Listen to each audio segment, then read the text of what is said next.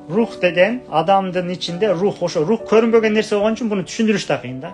Любой нерсе körünbөсө, bunu көзгө моментти физически көрсөтө албайсыз да, бирок bunu түшүнө алабыз. Анткени Кудай бизге зейин берген, мисалы акылыбыз бар деп атабыз, окумуштуулар да айтат, баары бунун акылы жогору, акыл ылдый деп акыл жөнүндө сөз болуп атат. Ошол акыл бар деп атабыз, биз бирок көрүнбөй атат. Ошо сыяктуу да, рух дагы ошондой. Рух деген сөз мындайча айтканда, биз кээ бирде мындай өзүбүздү карап атабыз, настроениябыз жогоп алды, биз өзүбүздү жакшы көрбөй атабыз, туура, мындай бир жери жакпай атат мисалчы.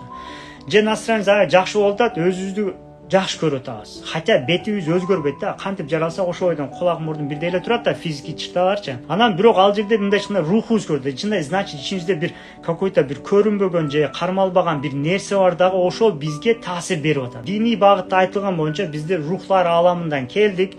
Бул дүйнөдө денебиз менен биргелештик дагы, бул дүйнөдө и материальный, физический, и метафизический көрүнгөн, көрүнбөгөн закондорду колдонуп жашап атабыз, еще түшүнүк алып атабыз наркы дүйнө боюнча.